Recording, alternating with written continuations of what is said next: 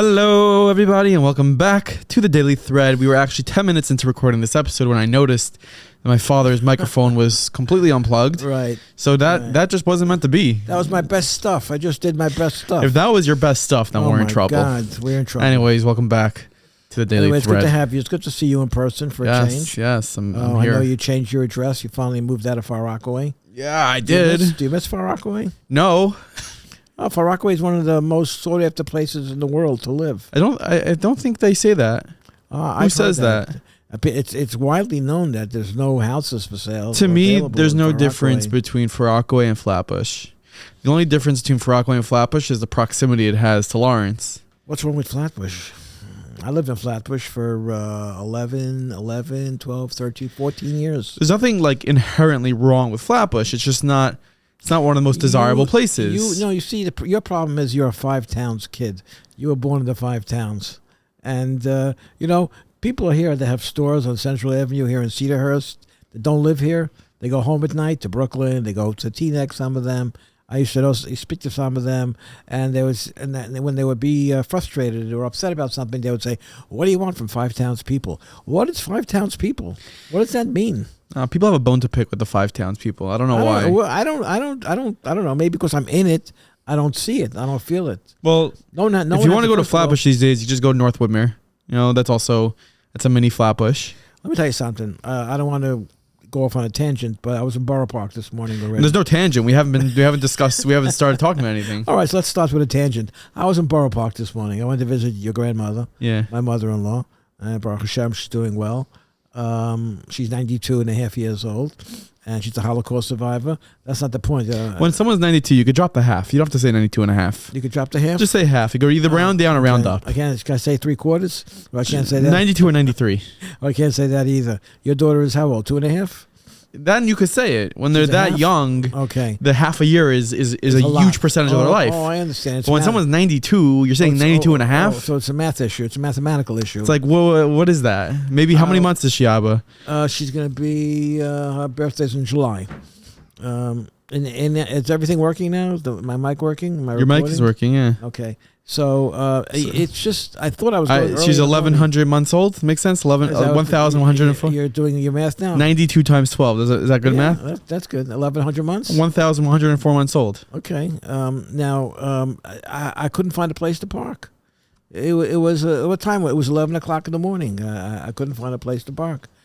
You know what? And then you see someone down the block pulling out of a parking space. You feel like it's your lucky day, right? They'll park by a fire hydrant. Yeah. There's like a pecking order of where the wrong places are to park in Borough Park. Fire hydrant is really a no-no, but if you have to, you park there. After that, most people park in bus stops. And then after that, a little bit in someone's driveway if you really, really, really have to, if you really have to be somewhere. So I found a space right on a corner, just like halfway into the crosswalk. That's nice. Which is very widely acceptable. I found there's a hack in Borough Park. The one place that I think you could park without getting ticketed or towed, no one should really know this, but is outside Shomer Yadas. I don't think they're giving tickets in general in Borough Park. I think you have to be some sick a low type of level to give a ticket to someone who went to a funeral. I do not see those traffic agents that give out tickets in Borough Park, because if they gave a wrong guy a ticket, there would be a riot in Borough Park. I think there's like a standoff, an understanding between the police department and the residents of Borough Park that we'll park where we want and don't bother us. Okay. The other thing about Brooklyn that's rough is speed cameras. Every block. All over the place? Yeah, I should be expecting one in the mail. I was there the other night. No, I thought you had a regular correspondence with the Parking Violations Bureau. I thought you were writing each other. You get a lot of mail from them. It's not that you have a pen pal around. Honestly, there should be like a monthly option. Just I have to tell you, pay $29.99 and be scot free. Well, here in the, can I ask you a question though? These cameras, these speed cameras, why don't they have them on every single road and street? Why not? I don't know. And you get a $50 ticket if you're speeding. Is that it? If it's a 25 and you're going 36, camera flash. Yeah, but why should you go 36 and a 25? But you have to obey the law. That's why there's law and order in the world, and because there's no law and order, that's why there's so much trouble. That you're talking about crime. Lori Lightfoot is lost. Lori Lightfoot. She lost Yes, election. She was such a disaster. She was one of the worst mayors. I don't even remember how she became mayor. And you know what? She was asked if she thinks that her race or gender has had any role to play. See, right away she says that she didn't win because she's black and a woman. Exactly. Although she just served as mayor, so how did she win? You know. Yeah, I don't remember her winning. I don't remember paying attention to it, but I remembe just from my relatives in Chicago, from people that I know in Chicago that lived in Chicago. How long was she mayor for? 4 years. She was an unmitigated disaster. Lori Lightfoot. The murder rate is up 25%. And, she has this attitude. She has an attitude. I don't know how far behind that attitude Eric Adams is here in New York either, by the way. He has this attitude that you have to make room in your psyche for allow crime to when people commit crimes, they're expressing themselves, and you have to give them that freedom. That's crazy. You gotta have the freedom to walk into a store with garbage bags and empty the shelves into the garbage bag. Yeah, you're allowed to steal X amount for it not to be a felony. Because they feel that society has a certain debt to some people, and it's not right to get law enforcement involved. Speaking of uncivilized, I didn't know this, and this is a really interesting story via JNS. So the war between Russia and Ukraine, there are Palestinians that are living in Lebanon that are being paid by Russia to fight in Ukraine for Russia. That is like they're members of the Palestinian Authority, and they're being paid $350 per month by Russia to fight on its behalf. That's crazy. I never knew that was a thing, that you can buy fighters. That's what you call mercenaries. $350 a month. How much would you need to get in order to do that? It's $350 a month. It's a big business being a mercenary. $350. American military veterans went to fight for Ukraine in the beginning of the war. They still might be there because they needed people with some kind of military expertise. And I think there are mercenaries fighting all over the world in different countries. Does fighting in the army pay well? In the United States military, I don't think it's a high-paying job exactly. Didn't your brother almost get drafted? No, none of us got drafted. He almost got drafted. I don't know what does almost got drafted mean. I don't know. He almost got drafted by the New York Mets or the New York. I think he almost got drafted by the military during the Vietnam War. We were of age, 18, 19, 20, 21 years old, at a very sensitive time during the Vietnam War. Do you know that 57,000 men, young boys, died during the Vietnam War? It's crazy. 57,000 lives wasted over a period of, I think, by the way, that's not even years. accounting for the amount of people that came back and then killed themselves, the veterans. Yeah, who were so mistreated because the Vietnam War was so looked down upon. Even today, in the aftermath of Afghanistan and Iraq, there's several veteran suicides every single day in the United States. But I want you to know something. We used to watch the 10 o'clock news. My father used to watch the 10 o'clock news at night on Channel 5. And every night they had something called the honor roll. You know what the honor roll was? Not who scored high marks in the Regents or anything like that. The honor roll was the names of the boys who died that day fighting in Vietnam. Every single according to AWP's findings, 22 to 24 veterans ages 18 to 64 commit suicide each day. 22 to how much? And 18 to 20 veterans in the same age group die per day by self-injury. Combine this point to at least 40 to 44 veterans taking their lives every single day. Yeah, listen, fighting in a war, I think we mentioned it here, or I was talking to somebody about Fauda. Yeah. I don't know if you saw it yet. No, not yet. It takes place with undercover. Is this a spoiler? Is this a spoiler alert? No. I'm not saying anything like that. As rough as that is, as rough as the violence is, someone who was in the Israel military told me that it is just a tiny little fraction of what it's really like to be in the military in Israel or in any country. But it's rough stuff. But you're looking at the numbers. I think it says 100,000 people commit suicide in 2020. During the Vietnam War, you had I know several from guys that went to Vietnam, that were drafted that went to Vietnam. Some were drafted and were lucky enough not to be sent to Vietnam. Was stationed at different places here in the United States. I know one guy that was stationed in Kansas City. because they need military people all Yeah. over. I know another guy, believe it or not, was drafted and was stationed in Florida. But you had two choices. But if you can go to Vietnam, or you can you could have gone to yeshiva, and they would give you a what's called a 4D deferment.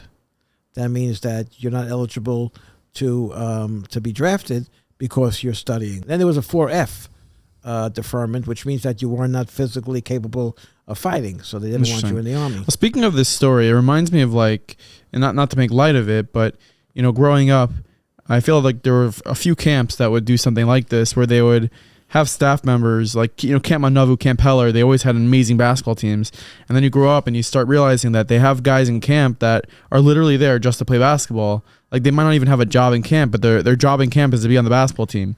So I think Well, you have guys in college football that are great ball players. They're not very good students, and there is a requirement that they have to maintain a certain grade point average to stay on the football team.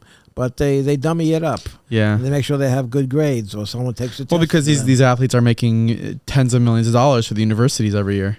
So it's important to have a good football team. So they want to make sure that people go to all kinds of lengths and all kinds of zigzags in order to get done what they'd like to get done. That's true. The next headline I have is via the Daily Wire. TikTok, the famous social media platform, creates a new default time limit for users under the age of 18. TikTok announced on Wednesday that the social media company would establish a default 1-hour time limit for minor users in an effort to reduce young people's time on the platform. The announcement comes as TikTok, owned by Chinese technology company ByteDance, faces scrutiny for negative effects on children and national security concerns. TikTok said in a statement that every user younger than 18 will be subject to a default 60-minute daily screen time limit. After that, which teens will be prompted to enter a passcode to continue watching, requiring them to make an active decision to extend that time. So that's 60 minutes, after 60 what minutes? After 60 minutes, they basically just have to it shuts down? No, they just have to enter a passcode, which probably will also be able to be unlocked with Face ID. So it's a whole lot of nothing. Ultimately, it's a lot of nothing. All they need to do is look at the screen. The facial recognition, and they could stay on. I don't know. I'm not on TikTok, as you know. I don't bother with that. Yeah, you shouldn't be. And it says TikTok will also encourage young users to create a daily screen time limit if they spend more than 100 minutes on the platform each day. Parents and guardians will be permitted to more easily view screen time on a dashboard and customize daily limits for the children based on school schedules, holiday breaks, and other commitments. Again, I feel like that is a whole bunch of nothing. They're not really accomplishing anything. They're just trying to quell fears and saying, "Oh, we're doing something," but you're not really doing anything. Every teenager will be able to just continue watching. They'll put in a password and shine. So that's there's a lot of problems in the world. There's a lot of challenges especially for young people today. I don't know if they're greater than they were 20 or 40 or 50 years ago. I don't know if they're greater than they were, but every age has its challenges for kids, challenges for teenagers, challenges for parents, for young adults. You have to. We have the Orthodox Jewish community happens to be very, very fortunate that Shabbos if they off. Through it all, if you have the proper training, and most of us do because we went to yeshiva. And I don't. It doesn't mean you're limited to the amount of interest that you can have, but if you feel things are falling apart, you have something solid and real to hold on to. And I can't stand it when I hear people say, "Oh, I'm bored. I have nothing to do," or I don't get bored, by the way. When you were a little kid, you were a little kid. I don't think I got bored as a kid. No, you were always. I was just fine with something. I was fine. Even if I wasn't busy, I was fine. You know anybody that gets bored? Complains about that they get bored? My daughter goes, "I'm bored." Well, where'd she learn that from? I don't know. Probably school. I'm bored. I'm bored. What does she want? How do you address that when she's bored? Go play. Go play. The world is your toy chest. I don't know. Maybe she's bored of playing. Maybe she wants to do something else. Maybe she wants to play cards. I don't know. Maybe poker or blackjack.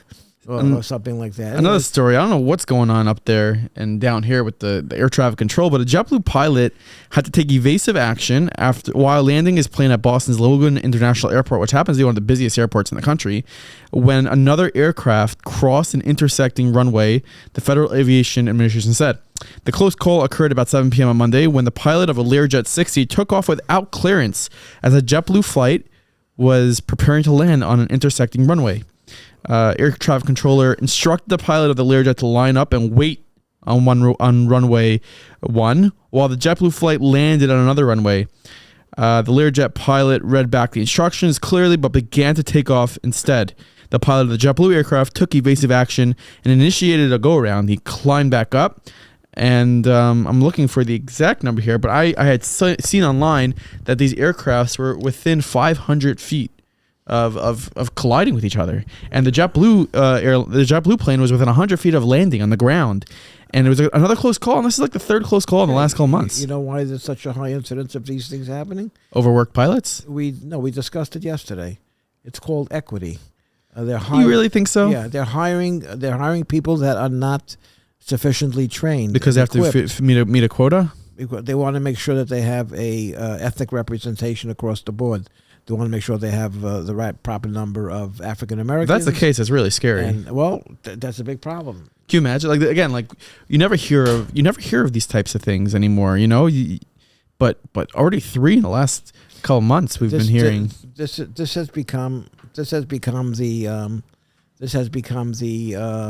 objective, the goal of corporate America, to make sure that they have proper ethnic representation, because the worst thing that could happen to them is they could be accused of prejudice or racism. Yeah. Now, do you want to fly in a plane where the pilot was not properly trained, or they let him out of training a couple of months early so they could have a good diverse ethnic representation? I don't think any of us want that. Why shouldn't everyone be properly trained on an equal basis? And when they're qualified, I agree with you. And they go into the cockpit and they can fly. I think we should talk about Purim a little bit. It's coming up. Yeah. Speaking of Purim, I want to introduce a new segment on the show, and that is, what are you thinking? What are you thinking? What are you thinking? Like, why would you do that? And my why would you do that? My why would you do that moment is, it didn't happen yet, but I know it's gonna happen, and it's sort of like, don't dress up your kids for Purim like characters from movies. Yeah. Purim is a Jewish holiday. Don't dress up as Olaf from Frozen. Why would you do that? Okay. Go. No, you don't like that take? Why? What are you dressing up as? Dressing as a farmer. Okay. You don't agree with that take? It's a Jewish holiday. It's not Halloween. Yeah, dress up as something. You could generic. You can go generic, but don't dress up as something from a movie. Okay, I don't know when it changed, but in the so-called olden days, yeah, like 100 years ago when I was a teenager, yeah, people only dressed up. The girls dressed up as Queen Esther. Yeah, and the boys dressed up as Mordechai or Kohen Gadol or Haman. Some of them want to be a little bit nefarious, a little cutting edge. They dressed up like Haman or Achashverosh. Interesting. These are characters. Would any of the girls dress up as Vashti? I don't know. Maybe Vashti had a very small role, and she was killed. If your daughter is dressing up as Vashti, it's a red flag. Well, Vashti had a small role in the Megillah. She appeared in the very beginning, and then she was executed. Yeah. Well, that's my what are you thinking moment of the week? Like, don't do that. So you shouldn't dress up with a dress up as a Kohen Gadol, Joe Biden mask. That's fine. That's fine. That's reality. That's neutral. That's reality. That's real life. But that's don't contemporary. Don't dress up as someone from like The Incredibles or Toy Story. Like these are movies, and that's something that Halloween it's done, and that's not Purim. Yeah, but kids watch those movies. Okay, so they can watch those movies, but they don't have to dress up as an Purim. It's an electronic pacifier for a lot of kids. Take them, plunk them down in front of the TV, and just let them watch for 2 or 3 hours. What were you thinking moment of the week? I don't know. What I was thinking? I was wondering why. After I think this is our 77th episode. Oh wow, yeah. I saw yesterday on the screen that it was number 76. So obviously this is number 77. How is it that you never share any information with me about what you're thinking about doing, what people's reactions are, what letters you're getting, what emails? Am I or what? Are you like, telling me what I'm thinking? I'm working in a complete vacuum. So Do you feel oppressed? You were driving in this morning from wherever you live, and you were thinking about what you want to talk about today. You didn't tell me anything about what you were thinking about. So my reaction to that's my reaction to what was it? What do you call it again? You don't even remember? No. Why would you do what? What are you thinking? What are you thinking? You think that I could just sit here and extemporaneously respond as best as possible? I just did that. I just came up with it on the spot also. What? I just came up with it on the spot. I don't know. You must have been thinking about it previously. I was not thinking about it. All right. Anyway, I don't see any problem with dressing your kids up any way you want. Really? It's a day of... How about adults? It's a day where the theme is to disconnect from reality. But it's one of the holiest days of the year. It is the holiest day of the year. And you're gonna dress up as a movie character? Listen, the theme is that you can wear a mask and you can represent yourself as something other than you actually are. Can I do another? So it really doesn't matter. Can I do another? What are you thinking moment? Yeah. Those don't you dare put a meat hamantashen in front of me. Meat hamantashen? There are people treating hamantashen like donuts on Hanukkah, which I think is crazy, as it is to have meat donuts. Don't you dare come up to me with a hamantashen with pulled beef in it. Really? You've seen that? Yes. It's crazy. You're having on Purim meat hamantashen? I'm not coming. Who's making them? By his suit, he's having meat hamantashen? What is that? Pulled beef with a hamantashen. Yeah, some of them have a triangle pulled beef. Some of them have kishka and pulled beef in a hamantashen. Like, listen, how low have we stooped? A lot of people can't get through a day without some pulled beef, kishka, and some challah. Pulled beef is new-ish, no? And pulled beef didn't exist 30 years ago. 20 years. Who invented pulled beef? I don't know. Some chef. All these things. Which guy was the first guy that took a piece of meat and started pulling it and said, pulled beef? A chef, some innovative chef in some restaurant. He started calling up other restaurants saying, hey, I got this product. Just pull it. Just pull the meat. And then all of a sudden we could charge $28 for some pulled beef. Yeah, I don't go for that really. It's like a very popular first course when you go to a wedding. It's so you're sitting on the table. Yeah, Nissan's wedding had it at the first course. Oh yeah. Well, it was very popular then. You don't remember? I don't remember either. But yeah, basically those hamantashen with the beef coming out. Speaking of health, this is a headline from Yeshiva World. Hey, study: heart attack and stroke linked to consumption of 0-calorie sweetener. 0-calorie sweetener, like what? What? A new study has revealed that the popular 0-calorie sweetener erythritol may be linked to strokes, heart attacks, and blood clots, and even death. The artificial sweetener is commonly used in ketogenic diets and can be found in diet foods such as Truvia as sugar substitute. Yeah. You're drinking that right now, aren't you? So what? I would put that down if I were you. What's it called? Erythritol. And what does it do? It causes sudden heart attack? It doesn't affect the blood glucose levels and has no calories. So, of course, the same people that are eating the meat hamantashen are trying to save calories and they're drinking that. So all in all, if you're eating the meat hamantashen and you're having this sugar substitute. Yeah, listen, a human body could withstand a lot. You should see people's eating habits, what they're really like, and what you could eat, that you could survive somehow eating it. Yeah, well, that's something to look out for. The study was published on Monday in the Journal of Nature Medicine and analyzed blood samples from 3 different populations and found that the higher levels of erythritol are associated with higher risk of heart attack, stroke, or death in 3 years. Stay off the sugar substitutes. Just have a regular plain Snapple. Don't go diet Snapple. The sugar substitutes are not good for you. I don't know. I've been using... Yeah, at Morty Shap. You came at me... What's it called? You came at me about my regular Snapple. Trivia? I've been having putting Trivia in my coffee for, I don't know, since they invented it. You have been? 10, 15 years, yeah. Maybe you should stop. No, I don't know. I'm not putting sugar in my coffee. It's unnecessary calories, And that's the objective here. You have to eat healthy for the most part, have a balanced diet. That's the main thing. And Purim, you have to really be able to step out of any kind of, diet regimen that But you're in. can I tell you something? That's literally every other week in the Jewish calendar. Hanukkah, no diet. Then you have Shabbos, and then you have. It's like it's constantly stepping out. We have Purim coming. We have Purim coming up Tuesday, and it's going to be one of the main features of the celebration is the Seudah on Tuesday afternoon, and it's going to be a big feast. People are going to be eating. You're going to wash. You're going to have challah. You're going to have sushi, and what else are we going to have? Meat hamantashen and don't give it to me. All kinds of fancy dishes. Telling you, don't give it to me. And it's going to be a feast. I can't be the only one that's thinking this. The question is why are these celebrations food centric? Why is food such a Because the Seudah is you wash and you have some soup maybe or a piece of chicken and finished. Why do you have to, eat like a glutton, A glutton? A glutton. Why do you have to... Yiddish? Stuff your... No, it's not Yiddish. Why do you have to stuff your face like... It's a glutton. Like it come from gluten? Maybe no. Gluten only has one T. Glutton has two T's. That's also something that I'm not a fan of. Words that are spelled the same. Like air and air? Like air and air or read and read, breathe and breathe and breathe. Breath and breathe. Breath and breathe.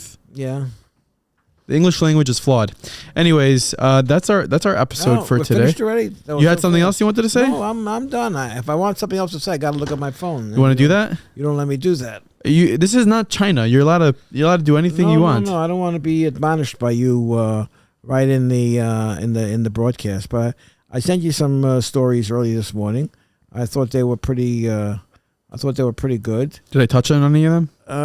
Let me see. Well, you don't want to talk about terrorism, but they caught the murderers. The Israeli army caught the murderers of Ilan Ganelis. Yeah. And I know we want to try to stay on a high note, but when I think back to the two boys from the Paley family, it's it's not even 2 weeks yet. And it's an old story because there's multiple others. Yeah, and then you have the Yaniv brothers. Well, Bibi Netanyahu is speaking to the country as we speak at 10 p.m. Yeah, what's he addressing the country about? Well, if you want to do this in real time right now, he's supposed to be addressing the media at 8:10 p.m. Israel time. So I'm just gonna head over to my local source sheet over here. 8 p.m. So now it's already 9. It's 9:40. Yeah. So let's see what Netanyahu had said. I don't see anything yet. Yeah, I'll show you a video of your cousin, Shalom Dov Ber Brook, who, you want to see him? They're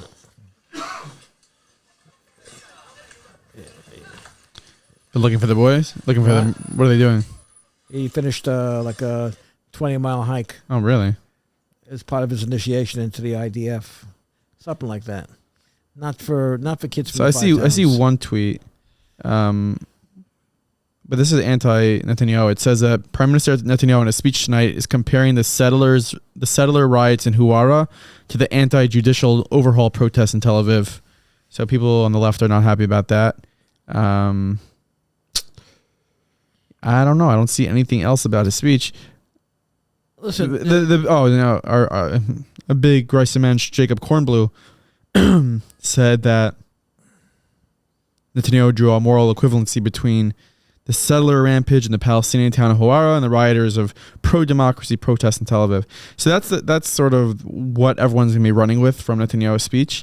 Okay, so let's we'll put a lid on it for today. Yeah, we'll revisit tomorrow, and we look forward to hearing your feedback. If you think that we should be sharing all the information that we get with my father, then send us an email and we'll share them all with him. Just put my father's name in the subject. Yeah, or you could you could send it to the daily thread at meaningfulminute.org. Right, or you can give me the password so I can sign on to the email. We could do that. And maybe I could read the letters so I could react to them instead of hearing it from you for the first time. Tomorrow, everyone send your letters tonight, and we're going to go ahead and we'll read them on the air tomorrow.